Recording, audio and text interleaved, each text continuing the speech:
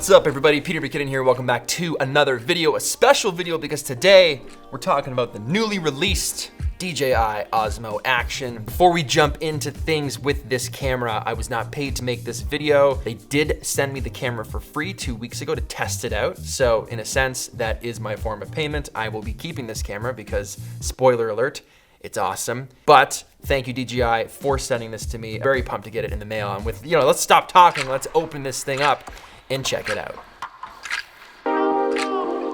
Okay, unboxing the Osmo Action. Let's cut this open here.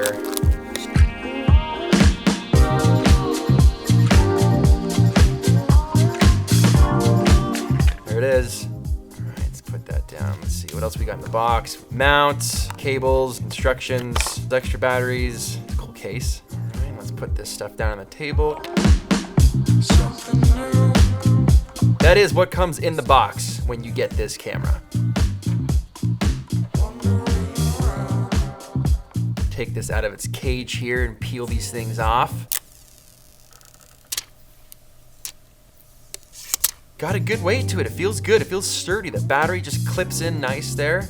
Little rotation, nice screen on the back. So shiny. All right. First impressions right out of the box after using this for several days, just mounting it to head cam, messing around the office, just goofing around with this thing and bringing it in my pocket to the coffee shop, running around town, doing things that anybody could do if they bought this camera. That was one of the things I wanted to stay true to in this video, was filming stuff that could be filmed by anybody. Just very basic footage to give a very honest, open, fair test of this camera.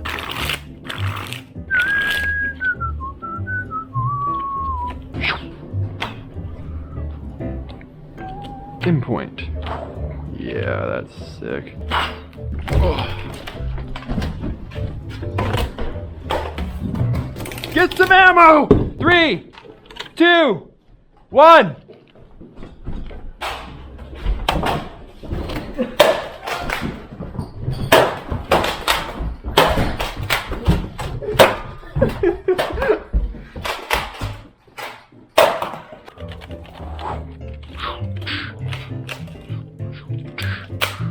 So in using it, it performed exceptionally well in all of the categories when you're comparing it against the GoPro Hero 7 Black. So let's talk about one of the most noticeable differences. You're gonna notice the screen on the front. So typically you're using the big wide screen on the back to film things, and when you turn it around, you're just kind of hoping that wide angle captures everything.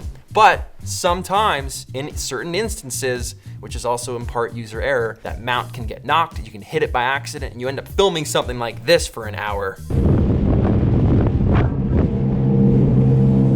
You get back home, you look at the footage, and you're like, oh, I filmed my crotch on a jet ski for 45 minutes. That really sucks. So having a screen on the front where you can just easily touch this button at the side, it flips over, and then you've got a first-person camera view, like you're vlogging with a flip-out screen, to be able to check your angle and see what looks good and see where you're positioned. And if that mount does get knocked, you can just look over and adjust it and get it right back, knowing while you're recording, everything is okay. That's just an absolute joy to use in every circumstance when it comes to filming with this. The settings are on the front as well, the battery life, all of those things accessed through the front screen when you're filming. I don't know how it hasn't been done before. It is actually the best feature for me right now with this camera. Love it. Their new stabilization called Rock Steady performs very, very good. You get a little bit of a crop when you're filming with it, so you will notice that it does take that wide image and punches it in a little bit. When I got this camera, I was recommended to shoot at 2.7K at 30 frames per second because that is where the Rock Steady performs its best. So for all of the tests that you saw in this video, those were the settings I was using with this camera. When I got the footage back, I dropped it into a 24p timeline in Premiere Pro to edit and then export to show you this. So we did a little bit of a test. Here are a couple just real world, normal, not flattering shots, very basic, of walking and running without Rock Steady stabilization.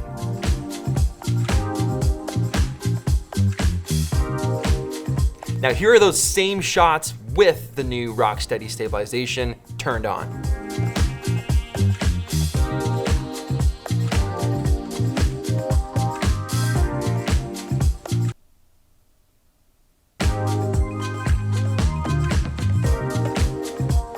That's That's amazing for just hand holding a camera and running behind somebody. No gimbal, no warp stabilization in post after the fact, just straight up holding the camera and running behind somewhere. That's very impressive. The GoPro Hero 7 Black has that hyper smooth stabilization that we were all very impressed with earlier this year. How does it stack up against that? Here's a clip side by side with both cameras on, both using their stabilizations. Here's what it looks like. Okay, I want to check out how good the image stabilization is with both the GoPro Hero 7 and the new Osmo Action. So I've got them side by side. We've got the Action here, we've got the Hero 7 Black here, and I'm gonna run around the block. I'm also having a very difficult time figuring out which camera to look at.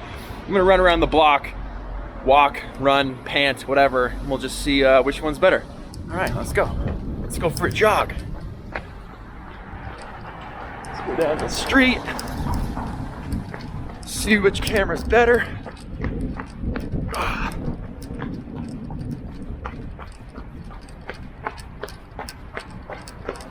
right. I'm actually quite excited to see the results of this because the Hero 7 typically has very good stabilization. So I'm very curious to see how good this Rocksteady is. What's up, man? It tastes blood. And this is an extreme case too, because like very seldomly are you running pretty fast with an action camera. So there's that.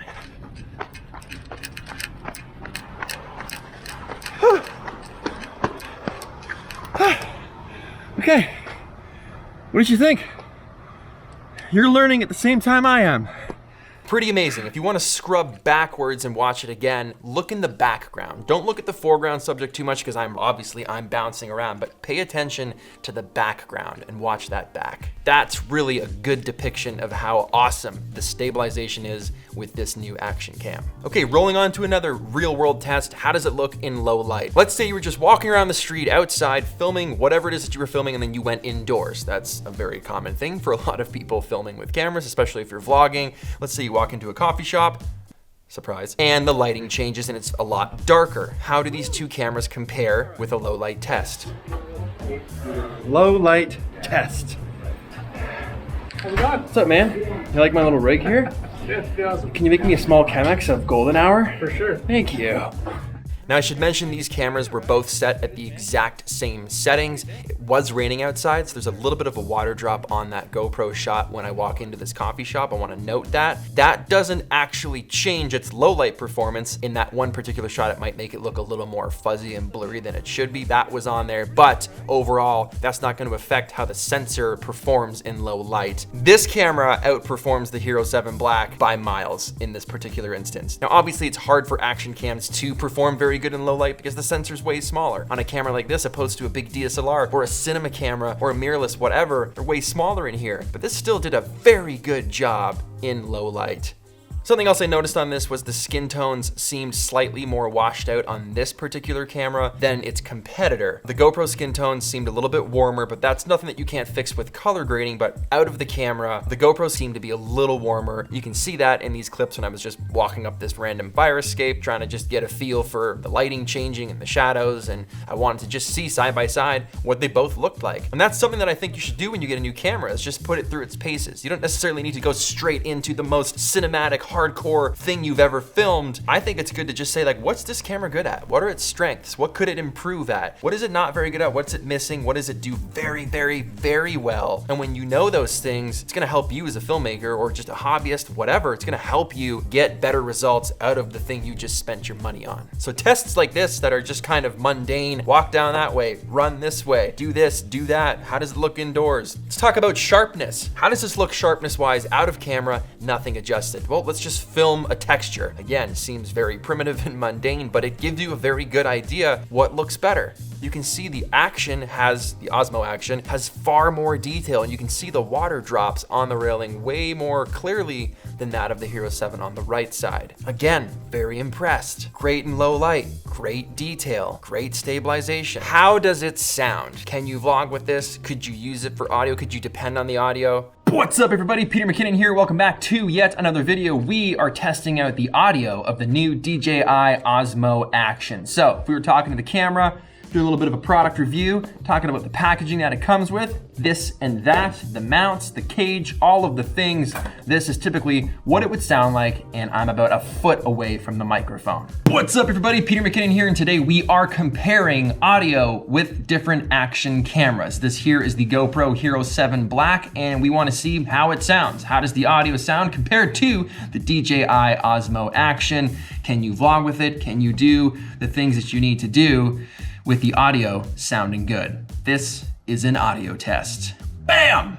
So let's talk about the battery life. So if you're shooting in 1080p without rock steady on, that's the stabilization, you're looking at around 135 minutes of battery life. If you're shooting 4K, like 60 frames a second with rock steady on, the stabilization, you're looking at more around 63 minutes. So it's still pretty good. An hour of recording, basically using the most demanding settings that the device has. And like every DJI product that you own, it does come with an app that you can use so you can change all the settings and monitor what your camera's looking at through your phone, which is, obviously always helpful. It's got a lot of extra features like time-lapse and HDR video and those types of things. I didn't dive into those yet because I do want to put this camera through its paces even more. Like I said at the beginning of this video, this is a preliminary first look unboxing, kind of general tests of how this camera performs. I'd love to take it on a few trips and stockpile a little bit and come back in, several months showing what I can achieve with this camera personally. How far can I push it? How far can I push it in post? Really showing what it shines at. Or maybe what it's not as good at. Taking a look at the mounts that come with the camera, this one's just like a flat circular mount, whereas this one is like your typical concave mount that would go to your helmet. They come on and off real easy once this camera is inside its cage. Undo the screw. This goes on top. Tighten it down. So let's assume this was adhered to some sort of surface. Getting it off the mount, there's a little bit of a tab back here, a little bit of a clip. That's the tab. You push that tab in and just turn it, and it pops straight off. Put it back on, and you just turn it back, and you can hear that clip, that auditory snap. It's very good. ASMR, if you're into that kind of thing, you can just do it all day. Very satisfying.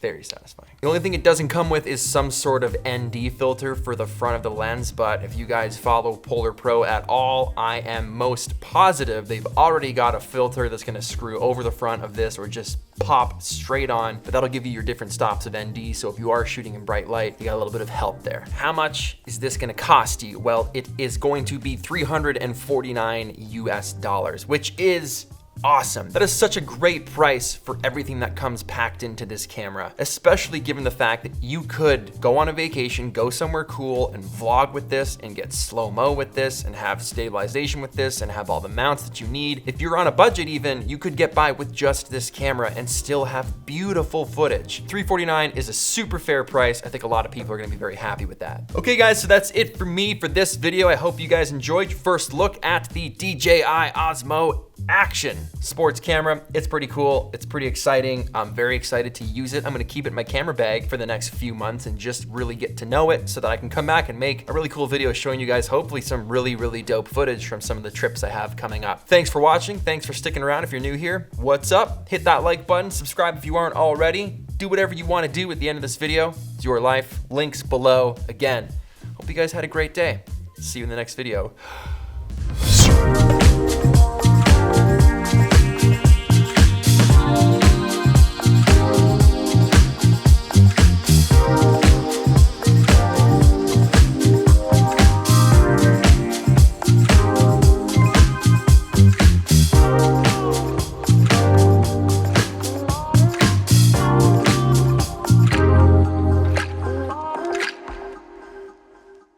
Very distinctly performs way better any assistance from something like this. I'm pointing at the giant light that's lighting me right now if you were wondering what that was. Okay. Did I just ruin everything by stick to the script? There is no script. I'm going off. I don't know. That'd be cool. Oh, it stopped recording. No, it didn't. Because how many of us have lost a micro SD card before? If you didn't just raise your hand, you are lying. You are lying. ASMR, if you're into that kind of thing, you can just do it all day. Very satisfying. Very satisfying. Love it. Love that, yeah. Well, let's get a little closer. Oh, yeah. Woo. Hello. Okay. Time to stop.